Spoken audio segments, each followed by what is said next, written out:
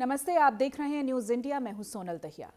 बेधड़क में आज बात बांग्लादेश में शेख हसीना के तख्ता पलट के बाद पहली बार हो रहे चुनाव की। नया प्रधानमंत्री चुनने के लिए आज बांग्लादेश की आवाम ने 300 सीटों पर वोट की चोट की। 36,000 पोलिंग सेंटर पर करीब 48% वोटिंग हुई है। इसके साथ ही वोटों की गिनती भी शुरू हो गई है। बताया ये जा रहा है कि रात 8 बजे नतीजे आने शुरू हो जाएंगे। अब की बार चुनाव में बीएनपी और जमात के बीच सीधी टक्कर है। हालांकि कई सर्वे में बीएनपी का पलड़ा भारी दिख रहा है, लेकिन इंतजार चुनावी नतीजों का करना होगा। बांग्लादेश के चुनावी परिणाम पर पूरी दुनिया की निगाहें हैं, क्योंकि इस चुनाव को बांग्लादेश की राजनीतिक दिशा तय करने वाला माना जा रहा है। सभी की निगाहें नतीजों पर टिकी हैं, लेकिन आज बांग्लादेश में वोटिंग के दौरान ढाका से लेकर खुलना तक कई जगहों पर खूनी झड़प हुई है। झड़प में एक बीएनपी कार्यकर्ता की मौत भी हो गई है और इसी बीच बीएनपी प्रमुख तारिक रहमान ने चेतावनी दी है कि अगर वोटिंग में गड़बड़ी हुई तो नतीजे स्वीकार नहीं करेंगे। सवाल है कि अब बांग्लादेश में आगे क्या होगा, कौन प्रधानमंत्री बनेगा और बांग्लादेश के चुनावी नतीजों का भारत पर क्या असर होगा। आज इसी मुद्दे पर हम बात करेंगे, लेकिन उससे पहले रिपोर्ट देखिए।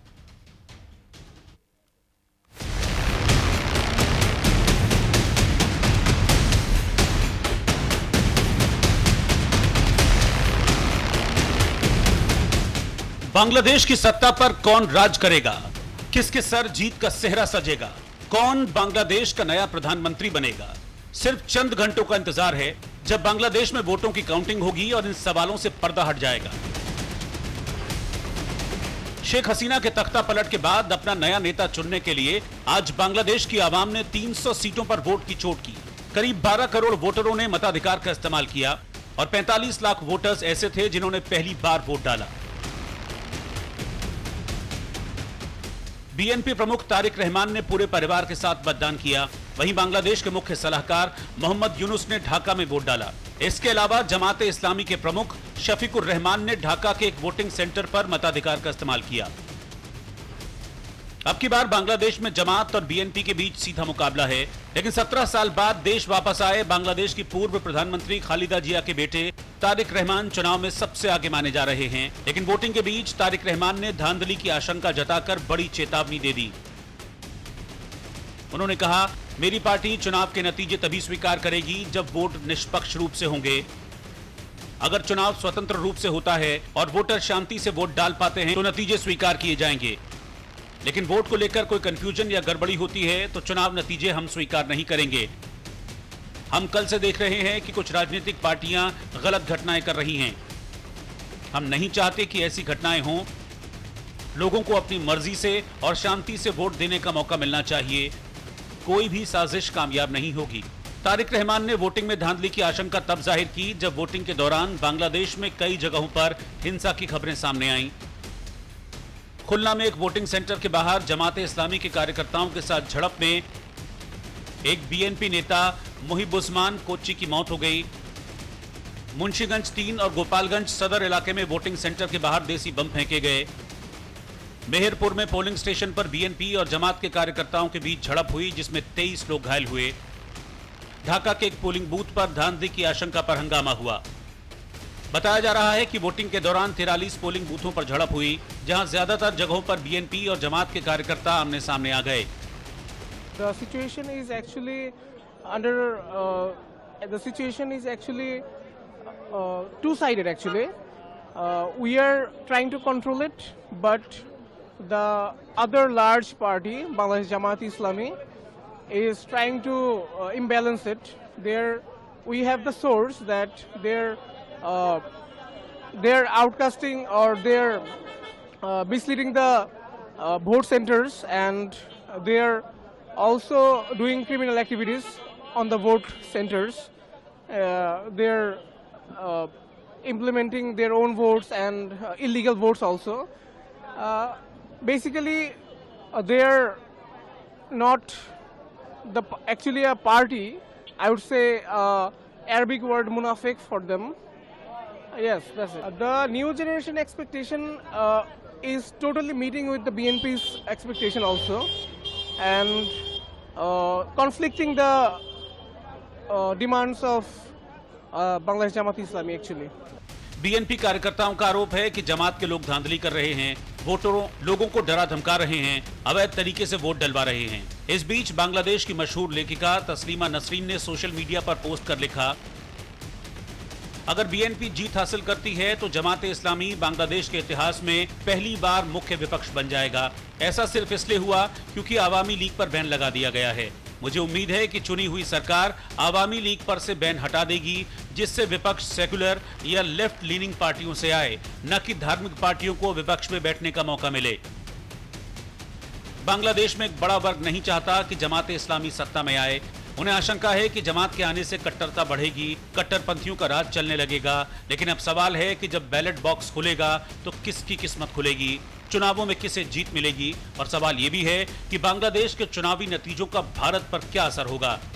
Bureau report, news India.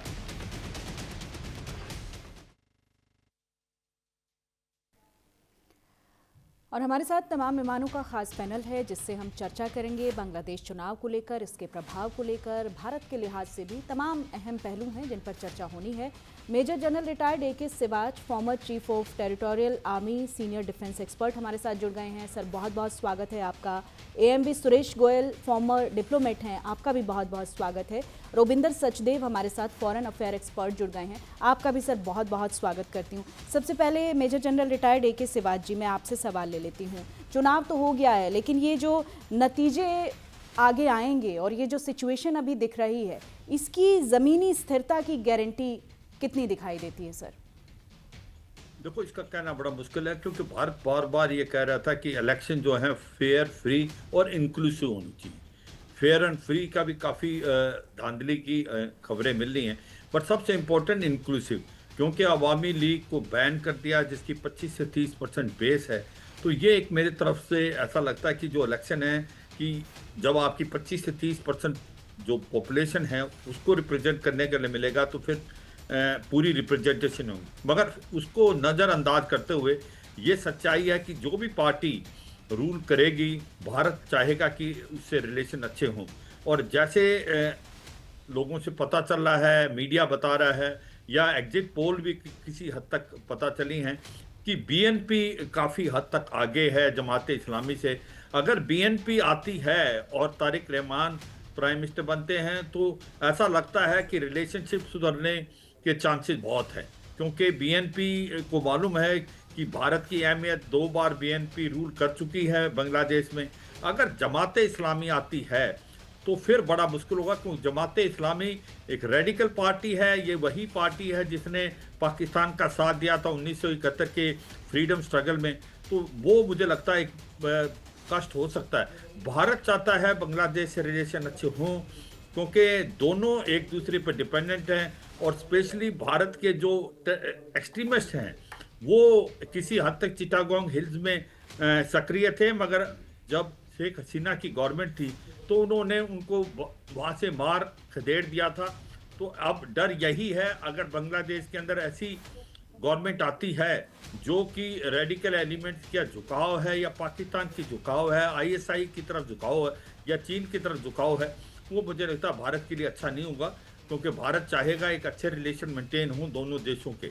जी ठीक है। सुरेश गोयल जी, देखिए, जनता का एक बड़ा वर्ग अगर खुद को रिप्रेजेंट महसूस नहीं करता है तो कहीं ना कहीं सिक्योरिटी चैलेंजेस बढ़ सकते हैं। और अभी जो छुटपुट घटनाएं हमने देखी, या जिस तरीके की बांग्लादेश में चुनाव को लेकर जो झड़प की खबरें सामने आई, वो भी कहीं ना कहीं इस और इशारा करता है कि एक बड़ा वर्ग है जो कहीं ना कहीं रुष्ट है, जिसको लगता है कि मेरा तो रिप्रेजेंटेशन ही नहीं है। और जब वो लोग उतरते हैं मैदान पर तो फिर कहीं ना कहीं स्थिति भी बिगड़ने के चांसेस ज़्यादा रहते हैं।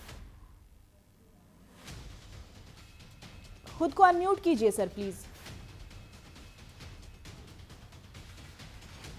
जी, क्षमा चाहता हूँ, सॉरी जी। मैं ये कह रहा हूँ कि आपने ये सवाल बहुत अच्छा पूछा है, क्योंकि जहाँ तक कि एक्सपेक्टेशंस का सवाल है कि कौन जीत करके किसको वोट मिल रहे हैं, ज़्यादातर जो पॉलिटिकल पंडित हैं, एक्सपर्ट्स हैं, उन्होंने अंदाज़ा बता दिया है, अपना असेसमेंट बता दिया है।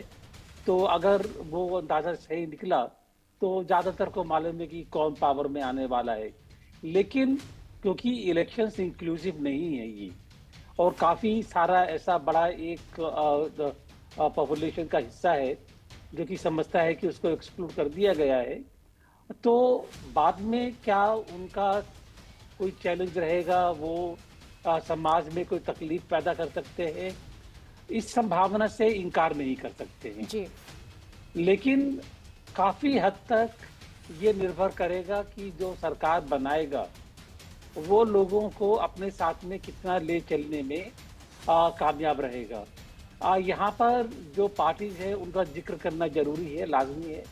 बीएनपी और जेईआई, जमात इस्लामी, ये दोनों पार्टीज ऐसी हैं जिनका की ज्यादातर मेंबर्स आने की संभावना बताई जा रही है। इन दोनों का जो एक आइडियोलॉजिकल रुझान है उसके बारे में भी लोगों को मालूम है।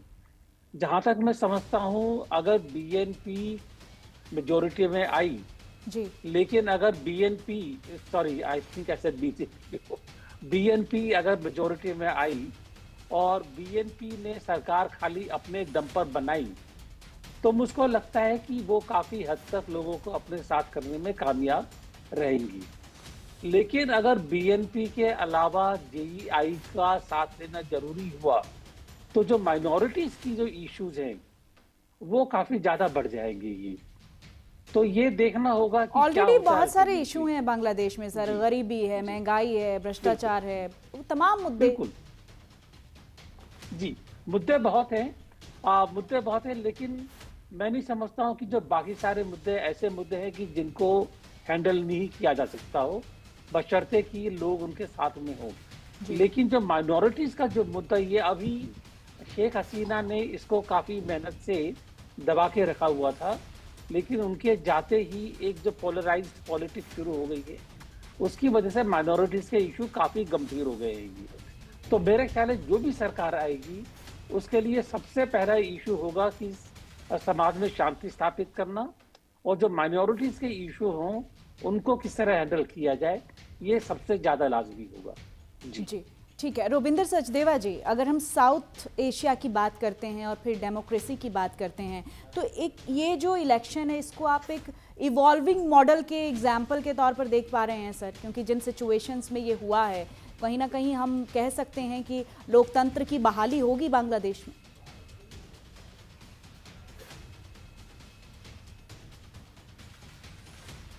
रोबिंदर जी, मेरी आवाज आ रही है आपको? रोबिंदर जी, आप सुन पा रहे हैं? Thank you. नहीं, आई मीन डेफिनेटली यस। हाँ जी, आपको मेरी आवाज आ रही है? जी आ रही है सर, बताइए प्लीज। या मेरे को आ रही है, आपको आ रही है? जी, you are audible sir, Yes. Please आप सुन पा रहे हैं? कोई तकनीकी खामी है सर, हम दुरुस्त करवाते हैं, फिर मैं लौटूंगी आपके पास। मैं यही सवाल ले लेती हूँ ए.के. सिवाज जी से। ए.के. सिवाज जी, देखिए साउथ एशिया में जिस तरीके से ये जो एक डिस्टरबेंस वाला माहौल है और डेमोक्रेसी को लेकर हम कहीं ना कहीं बात कर रहे हैं, तो क्या एक एग्जाम्पल सेट होगा इससे? देखो, सच्चाई है, डेमोक्रेसी तो आएगी क्योंकि इलेक्शन हैं, और अगर इलेक्शन फेयर फ्री हैं तो कोई ना कोई पार्टी तो जीत के आएगी, और सबको लगता है कि बीएनपी के चांसेस हैं कि वो जीत के आएगी, तो तारिक रहमान उसके हो सकते हैं प्राइम मिनिस्टर हो। तो ये सच्चाई है कि ये देखना बहुत ज़रूरी है कि जमात इस्लामी जो एक रेडिकल एलिमेंट है, वो एक बार ये भी कह रहा था हम यूनिटी गवर्नमेंट बनाते हैं, जो बीएनपी ने बिल्कुल मना कर दिया, क्योंकि वो कहते हैं कि एक स्ट्रॉन्ग अपोजिशन होना भी बहुत ज़रूरी है। मगर ये भी है, जमात इस्लामी के साथ एनसीपी भी है, नेशनल सिटीजन पार्टी, वो जैन जी, वो स्टूडेंट जो कि इन्वॉल्व थे वो प्रोटेस्ट में, जिसके कारण शेख हसीना को बांग्लादेश छोड़ के जाना पड़ा। तो ये सच्चाई है कि अब जिस प्रकार में भी डेमोक्रेटिक सेटअप आएगा बांग्लादेश में, भारत चाहेगा उसके साथ अच्छे रिलेशन हो, क्योंकि ये जो खटास आई है कोई बांग्लादेश के अंदर शेख हसीना के जाने के बाद अभी तक, वो अच्छी नहीं है, क्योंकि वहाँ पर पाकिस्तान ने अपना फुटप्रिंट बहुत बढ़ा लिए हैं। चाइना भी बहुत ज़ोरों से आ रहा है, वहाँ पर इकोनॉमिक एक्टिविटीज़ के अंदर हिस्सा ले रहा है, और कुछ एक ऐसा लगता है कि कुछ डिफेंस पैक्ट भी साइन हो रहा है बांग्लादेश और पाकिस्तान में। JF-17 की बात हो रही है कि पाकिस्तान बांग्लादेश को बेचेगा।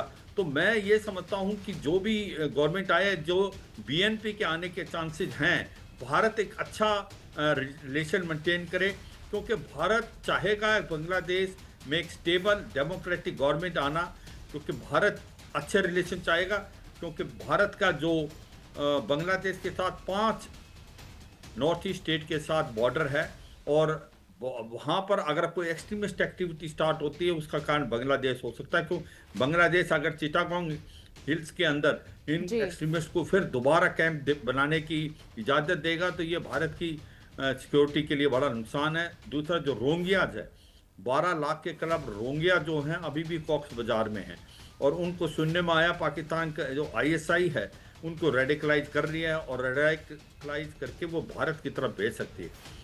मगर मैं अंत में ये कहूँगा, भारत चाहेगा एक स्टेबल गवर्नमेंट आए, एक डेमोक्रेटिक फॉर्म, जिस प्रकार से इलेक्शन हुए हैं, जो भी गवर्नमेंट आए भारत उसके साथ अच्छे रिलेशन मेंटेन करने की कोशिश करेगी, क्योंकि भारत और बांग्लादेश नेबर्स हैं, दोनों डिपेंडेंट है, ये समझना जरूरी है। जी। भारत चाहेगा बांग्लादेश से अच्छे रिलेशन, पर बांग्लादेश को भारत की बहुत ज़्यादा ज़रूरत है, क्योंकि वहाँ पर खाना पीनी, बिजली, पानी, टेक्सटाइल का रॉ मटेरियल वो सब भारत से जाता है। जी। तो मुझे लगता है आगे क्या होगा वो समय बताएगा, पर भारत पक्का चाहेगा कि जो नई गवर्नमेंट आई है, जो नई गवर्नमेंट आएगी अभी बन के, उसके साथ एक अच्छे मजबूत रिलेशनशिप रखें, और भारत आने वाले टाइम में एक फ्रेंडली रिलेशन और फॉरवर्ड लुकिंग रिलेशन की तरफ देख रहा है।